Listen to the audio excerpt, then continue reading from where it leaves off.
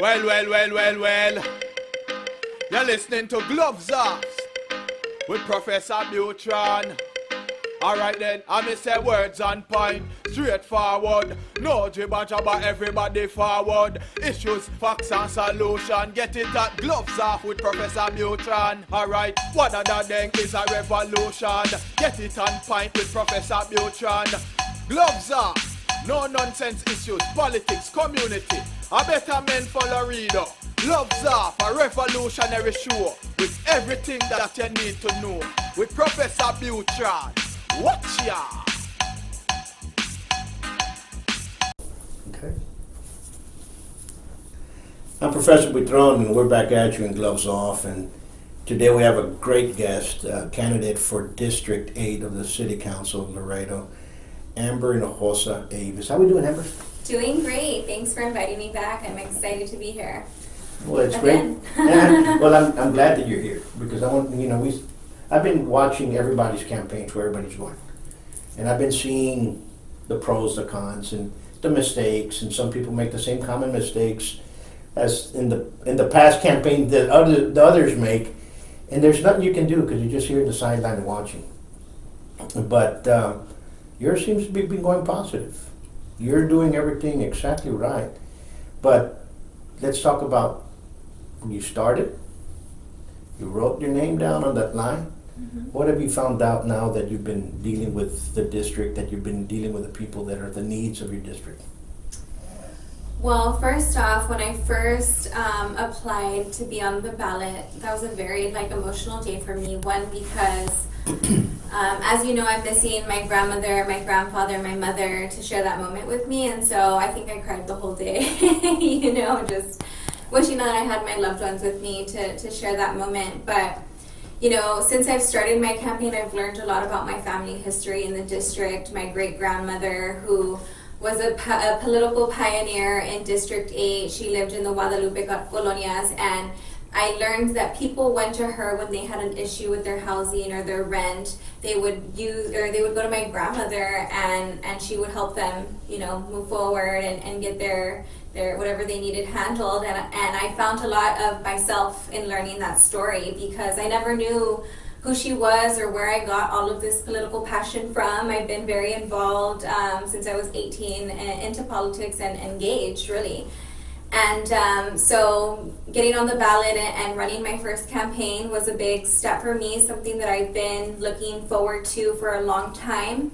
I remember in 2016 when I voted, I said I'm going to be on the ballot in 2020. I don't know where, and life just happened. I bought my first home and started my businesses in downtown Laredo, and then I was ready to run. And so once I did that process, and we're already in early voting, I've learned how different Laredo politics is. It's not, what you think. You can be the most qualified, run the best campaign, speak the truth, and there's, especially on the west side, there's a lot of backdoor organizing that happens. And the biggest thing that I've learned is the politicas, the tortillas, se vueltan, the gente se vueltan. So they might be with you one day and they might not be with you the next day. So you really don't know who your friends are, but you hope to inspire. That's what I'm trying to do, is inspire my community, the females in my community, the low income people. I'm from a working family, and I'm here to work for working families, and I just want to inspire everybody and let them know that you don't have to be a doctor, you don't need to be a lawyer, you don't need to have this big name. You can still run a good campaign and be the change you really want to see in your neighborhood. Absolutely. You mentioned a lot of things in there that people turn and backstab, and those. It is. Webb County, and I was told this by an old sheriff that used to be here, and God rest his soul, Mario Santos. He said, "You know something, Paulie? You're only good as your last favor in politics here." And I've always looked at that and I said, you know what, it's true. Because all of a sudden people want everything like a handout. Mm-hmm. And if you say, we can't do that because of this, well, we're going to go with somebody else because they can, Exactly. But it's sad because Laredo has always had that oppressive attitude towards politics. Mm-hmm. Voters are oppressed if they're not threatened or they're intimidated. And people that's why we have that apathy. People do not vote. Why? Because they don't want to go out there and vote because they've either gotten a call, they've either been approached in a parking lot or at work, or if you don't put this bumper sticker, you're going to lose your job. That kind of thing, and that needs to stop. And you still see that dwindling in today's campaign. Not as much, but it's still there, and it's sad. Of course, name recognition means a lot. If you're known in your neighborhood, then people are probably going to vote for you. But then we start looking at districts, and people are good in one area, and all of a sudden they say, you know what, I want to become a mayor. Then they find out that they're not really known in the rest of the areas, and they go under. And so we have a lot of changes. This is a very special election. This is an election that has touched everybody across the board, across the United States. And we, especially not here in Laredo, locally, in state and federally, we want people that are both sound in mind and members. You don't want people that are sickly. You don't want people that have some kind of sickness that's going to affect the way they're going to move. What I mean by members is you don't want people that are falling down and all of a sudden forgetting where they're at, or their mind goes somewhere else, and all of a sudden they say, you know what happened? We need people that are sound in mind and members when you go inside, because you're leading the whole country. Now, I'm not talking about that if you're paraplegic, I'm not talking about if you're handicapped, something. I'm not talking about that. I'm talking about you being able to do, because there's a lot of pressure. Mm-hmm. Absolutely. Okay? I mean, there's a lot of pressure being a leader, and there's a lot of pressure going in there. All of a sudden your heart goes, and what would happen? Now we're stuck with somebody else that people didn't really want. So none of that stuff going on. Now, back to Laredo, back to the little corner of District 8. Who and what do you think is the most challenging thing to do in Laredo right now? The challenging thing to do is really to run a clean campaign without political favors, because as we're seeing, it's like, oh, they told me this, or I'm with him because of this. Like, when it should come down to what are you going to do, what are your qualifications, what's your education, and it shouldn't come down to things like political or health favors either. That's something that I've heard along the way, and I just want the same opportunity and same chance that the people in my district want. The same chance to buy a home at a decent price, have clean sidewalks and parks, and have an opportunity to raise a family in District 8. What we see is a lot of people, they've lived there for generations, and if they can get out, they move to the north side. One of our neighborhoods is called Sal Si Puedes, and I think that speaks a lot, that we have these generations that live there for all of these years, and their basic needs haven't been met. And so if we continue to elect people that have these favors, or that have these big names behind them, then the needs of the people aren't going to be met. You have to realize something, and this is because it is the older part of town, and I left in '86. I came back in 2000, so a good span. A lot of the streets here in Laredo weren't paved. Mm-hmm. Carlton Road wasn't. Half of McPherson wasn't. I mean, the pavement stopped where Shiloh was. There was no more streets. Right after United, it went a couple of yards, and that was the end of the story. Mm-hmm. There weren't those neighborhoods that were there. So Laredo has changed. But what happened? They forgot the infrastructure. They forgot to put into the piping and the streets and the sidewalks, and they said, let's put it somewhere else, where it had been neglected for so many years before that. So right now we're playing catch-up game for something that was 50 years plus, was left long overdue. You know what I mean? They're left forgotten. Mm-hmm. It's sad. It's sad, it's sad, but I don't know. We need people out there right now that are going to say, let's get this done. Are you going to be that person? Yeah, I'm ready to bring innovation and change and modern technologies to solve our everyday, solutions that we need to get done. And some of those things go down to the piping in our water.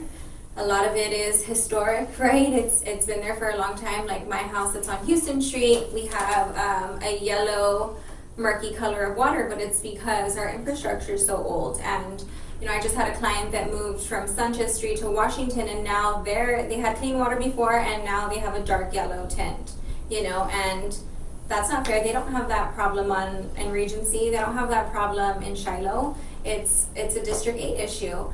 And another big thing is we have a big drug use problem in District 8 because the drugs are so cheap. And yesterday I was trying to film some content at the Jarvis Plaza, and there we have people just, on their own trip, and there's families and there's elderly, and it's like, how do we, address this issue? How do we change the climate so that it's safe for our elderly to walk and go have their little cafecito? But our councilman has been there for 6 years, and it's just gotten worse, especially now with the pandemic. We just see more homeless, more drug use, more illicit activity, and it's really sad. Absolutely. I'm not pointing fingers to anybody, but the drug use and the drug openly use, and they're shooting up in the corners, and it looks like if they're doing Tai Chi left and right everywhere you pass around. You know what I'm saying? Yeah. And you're like, and it has to be met by our police. Our police are getting paid a good enough force for you to clean up the streets. Clean them up. They say, well, they don't want them in jail. Well, do something about it. I thought we had a drug jail or something to that effect, a drug center. Yeah. Well, then let's do something about it. Yeah, exactly. So let's remove them. Let's start treating them. But if you guys are not just going to forget them and let them be, you are also part of the problem. Exactly. So as city council, we should be after the chief of police, who seems to be oblivious about everything that happens here in the city anyway. We need to understand that the drug problem in the streets has to be dealt with. The police have to go up there and round them up, and guess what? What are we going to do about it? Yeah. And now let's get something done. And that is not happening. They know who the drug dealers are. They know who sells this in there. Listen, you know what? Let's pick them up. Where's the drug enforcement agency at? Yeah. They're playing, tiddlywinks, but, that's what happens. Exactly. Unfortunately, that's a problem not only here in Laredo, it's a problem that the whole rest of the United States faces, but now you're seeing that more and more. Okay? Yeah. Now you're seeing that more and more. You see the break-ins of the cars, you see they're trying to break into the houses, and something happens, and yeah, we definitely have an increase in petty theft, and lately, since the murder of that young woman, we've seen an increase in crime. I had somebody, not that I knew, but a block away from our home, went into the fire department with stab wounds, 19-year-old kid. And in the past few weeks, we've definitely seen an increase in crime and in homicide and death. And right there in our neighborhood, the streets that I'm walking, I remember I was just on block walking on San Augustine Street, and then I saw a 30-year-old was murdered there, 9th homicide. And it all goes back to poverty and addiction. And like you mentioned, our police, they put them in jail, and then our county sheriffs release them. It's just like a vicious cycle. There's no treatment in between. And Councilman Bali has mentioned this detox center, but it's like, have you ever been in a detox center yourself? Like, how does, it's not existent yet. He hasn't been there, but we do need a rehabilitation center. And so as I'm getting ready for taking office hopefully in January, whether I'm elected or not, I've actually been doing my research on rehab centers. I've been talking to the vice president, who's actually from Laredo, of Unplugged Austin, which is a recovery center where they use music. And he's very interested in starting something down here. I've also been talking to Serenity Star in San Antonio, which it's a 12-step program, but then once you're getting off your drugs and you're ready to get back into society, there's programs like there's a neighborhood works where you work as a handyman, right? And you work on yards, and then there's yoga, if that's something that you're into, and then they also have a comfort cafe where they cook on the weekends, and so you can get a meal, and so people find their purpose and community to get off the streets and get clean. And so we need more innovative ideas like that. We need to make that reach. Nobody's going to come in here and do it for us, right? And so as city leaders, I'm not saying we should use taxpayer money, but we should definitely look at grants and nonprofits that can help make this happen, because right now Bethany House is our only housing. We have no temporary housing for homeless or just getting people off the street, and they're at capacity. They're overflowing. And so we need to find a solution for that. You know, Ms. Amber, you seem to get a lot of not issues, there are a lot of ideas that are coming towards the community. Let's build and make this prosper, which is good. It's something that should always be done, and that's what you need in somebody that's going to go into office. Understand? It's not just understanding the contractors and making sure that you went to a luncheon. You're actually looking at stuff for the community, and that's what we need. If you're interested in doing programs towards drug dealing and drug usage and people homeless and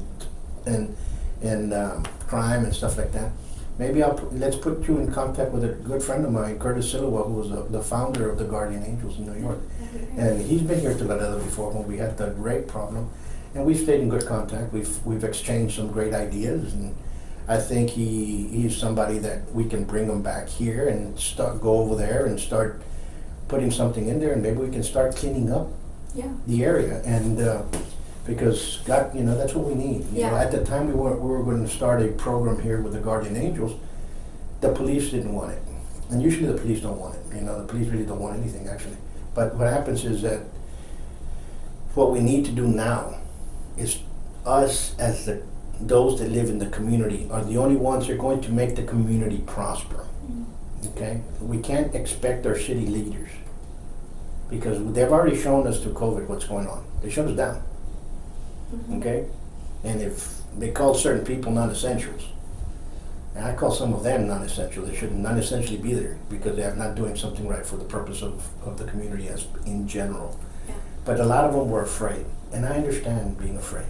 Okay, and I understand when you're going into, you got hit hard, you're in a fight, because that was a fight. There was a battle that they went into. It was something that was hit hard. People freeze, and I think that's what happened. It's frozen.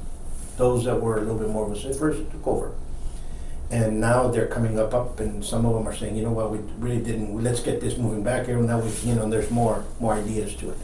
So God bless their souls, because we were not in that position then. Okay, but we were left in a position for our own. We were left in our own positions for us to close down and help our community. So people that are inside the community, like you and others, have been helping and getting ideas to move things forward. Understand what I'm saying? Yeah, no, absolutely. And I love that idea for the drug use. I love if you need any help, whichever way, let's do it, because that's something that we need. Because drugs doesn't have no prejudice. It hits any social level, hits any ethnic group, any denomination. Doesn't care which God you pray to, it's going to take you under. And that's what we have to stop. But we need help of our DA, district attorney. We need help of our sheriffs, and we need help of our police to say, you know what, this is what's going on here. That's going in. That doesn't mean we're going to become snitches. That just means we're going to stop it. Or work together. You understand? I think it's a collaborative effort that right now we have so many agencies. Even in District 8, we have Border Patrol, Customs, we have helicopters flying over our homes at night, we have PD, we have constables, we have sheriffs. Like, we have a lot of agencies in District 8, and I know 7 has a big presence too because of the river. Sure.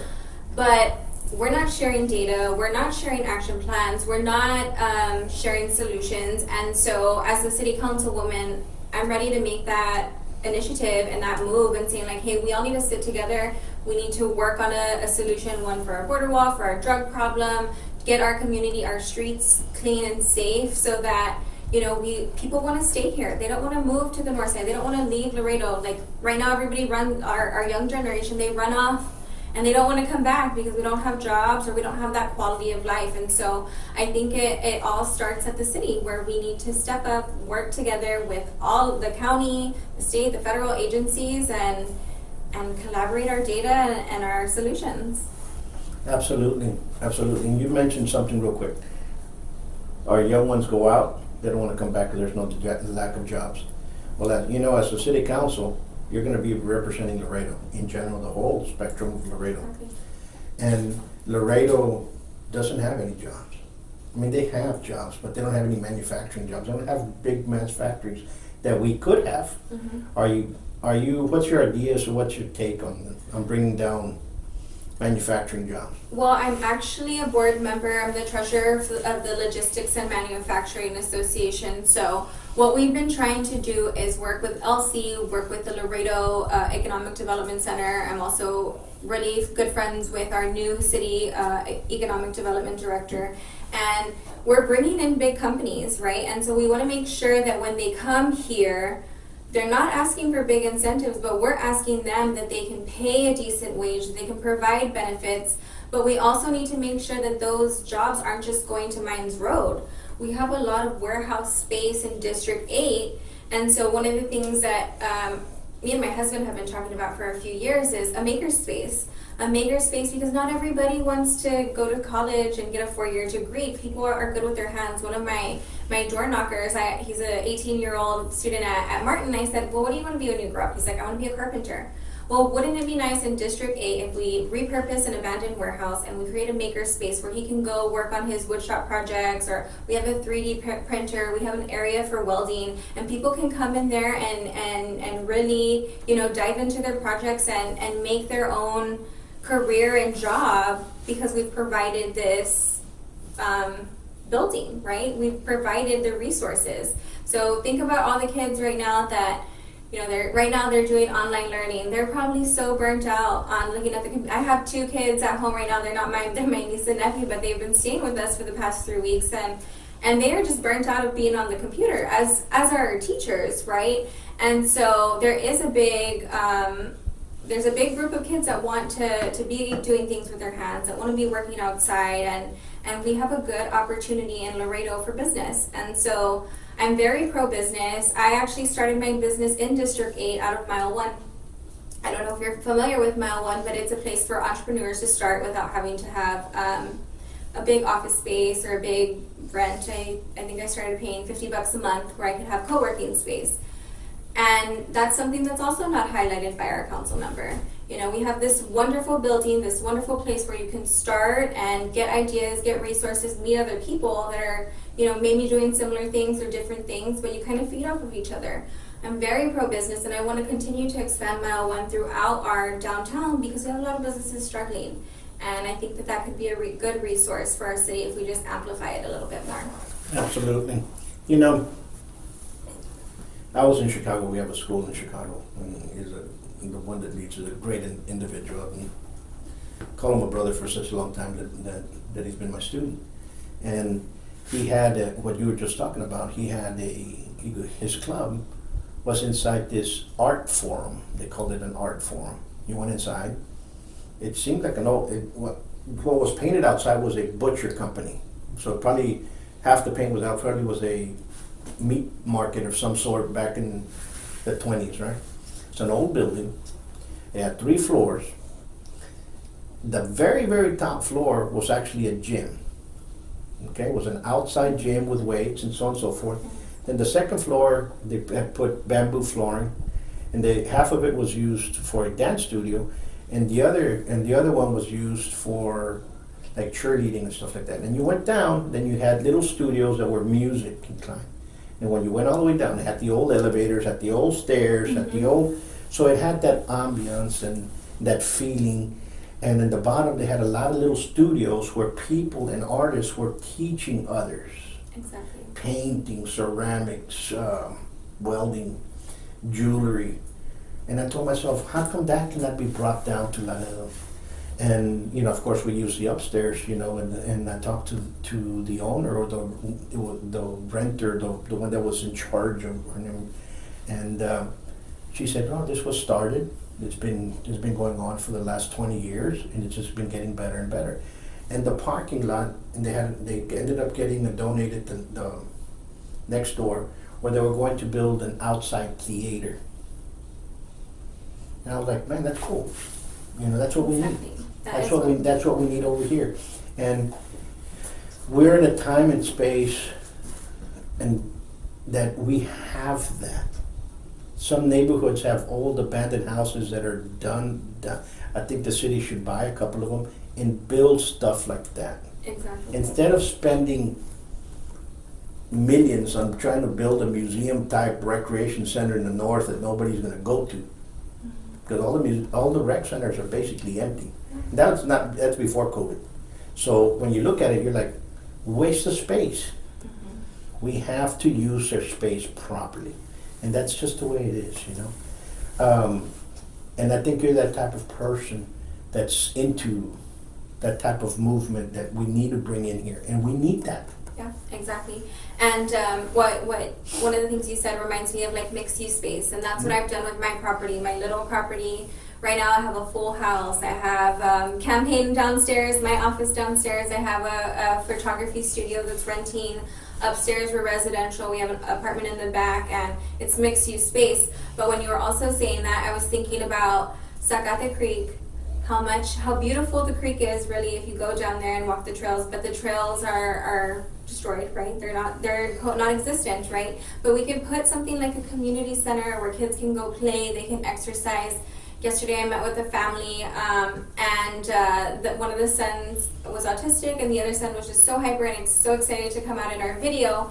But the lady that I was speaking to, the mother, she's like, we don't have Wi-Fi. I can't afford Wi-Fi. You know, but my kids get tired of being inside the house. Right now we don't have Wi-Fi for them to even do their classes. Like, what do they want me to do?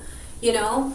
And it's like there's nowhere for them to play. We don't have any parks in their area. They live in Azteca, you know, and Zacate Creek has been completely abandoned, and it's a beautiful, beautiful area. My husband and I walk it often, but it's missing, you know, that connection. It's missing that little shining on the gem, right?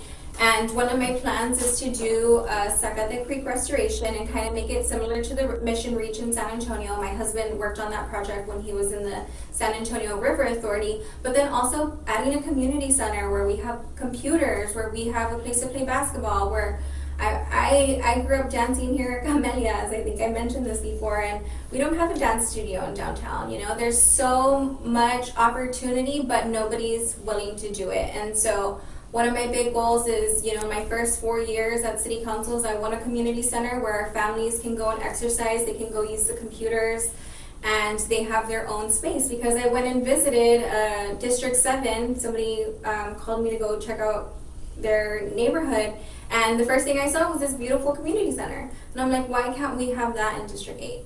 We pay the same amount of taxes. Listen, I'm with you. I'm with you. And we've got a couple of weeks. We started early voting today. And people should research each and every candidate. Again, understand who's who and for what and what they stand for and who's behind them. And what do you want to do in the future? Exactly. Okay, because this is Laredo. All right? Somebody told me, would you open up a restaurant here in Laredo? Right now I'm contemplating not to.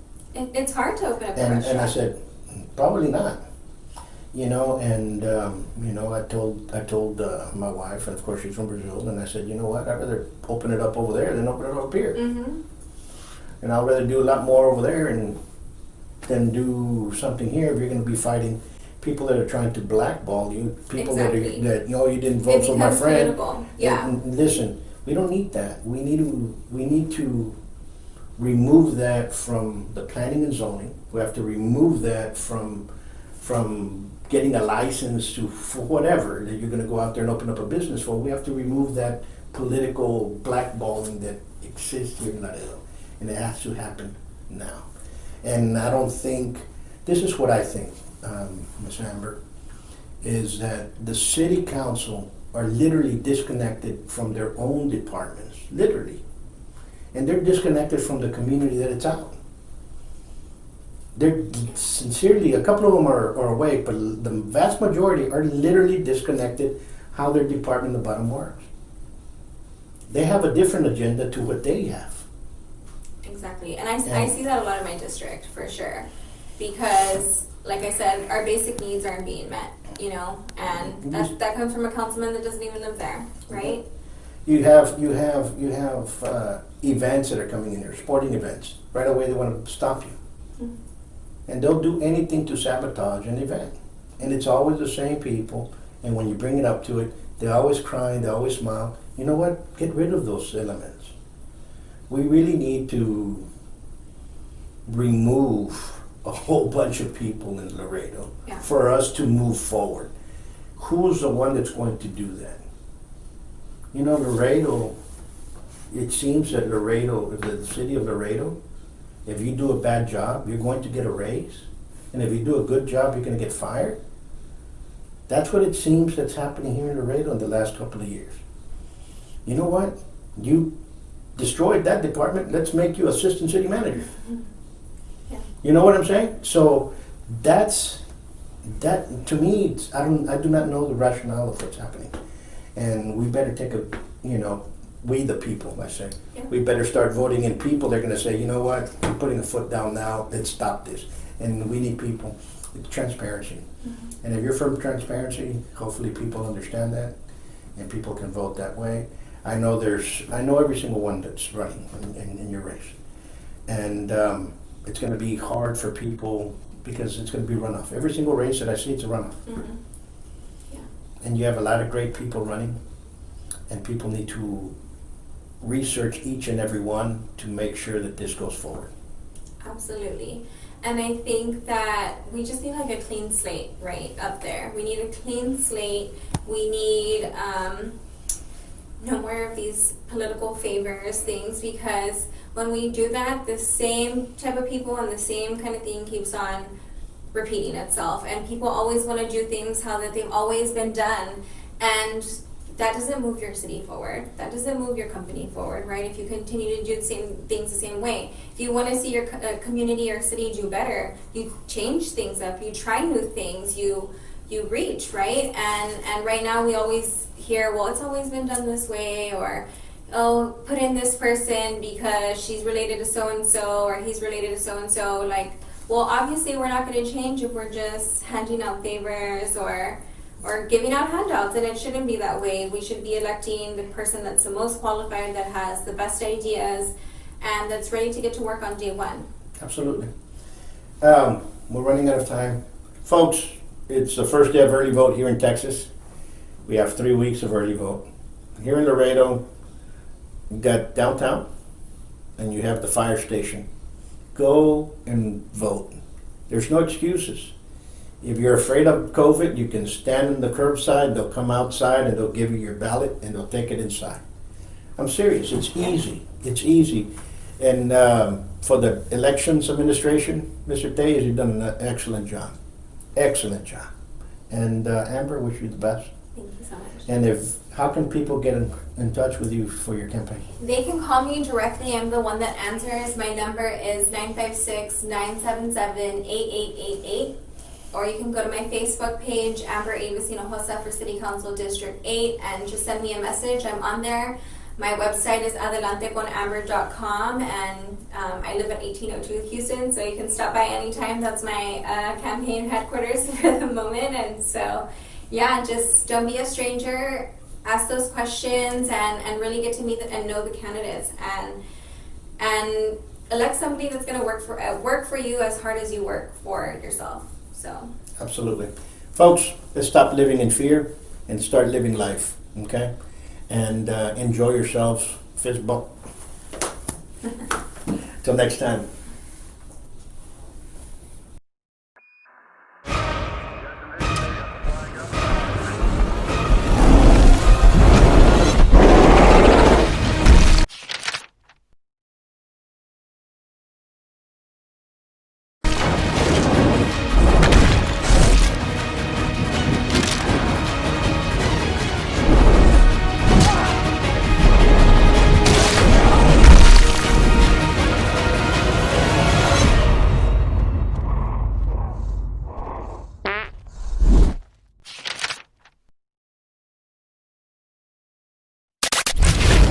The following political paid advertisements do not reflect the political opinions of the program or its associates. Any political campaign or candidate who wishes to purchase advertising can do so. Advertising is open to all on behalf of Gloves Off.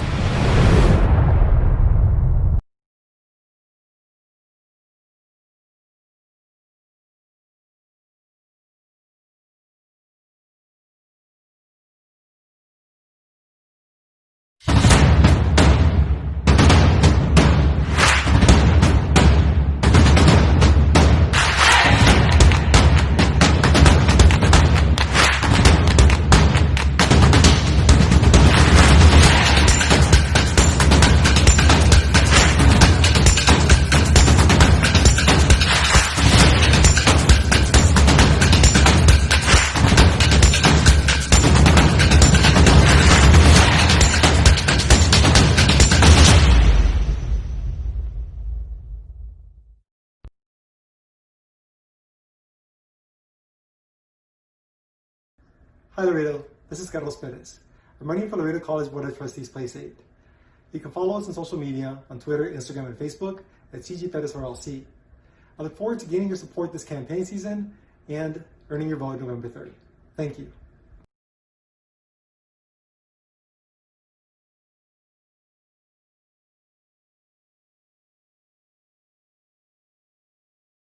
Hello, how are you?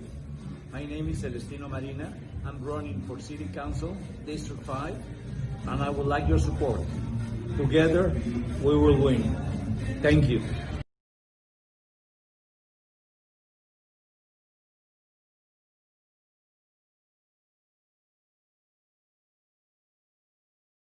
Laredo College needs a leader, an educator with a vision to move forward for a positive change.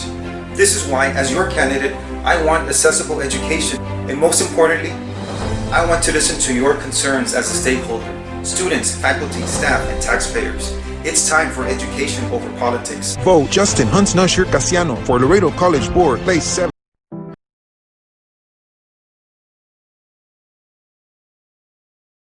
Hi, I'm Amber Avis Hinojosa, ready to change the direction of District 8. As a resident and business owner in the heart of the community, I know the pressing issues at hand. It's time to realize the potential in this district. Join me in the fight to bring change. Vote Amber Avis Hinojosa for City Council District 8. The future of our district is in our hands.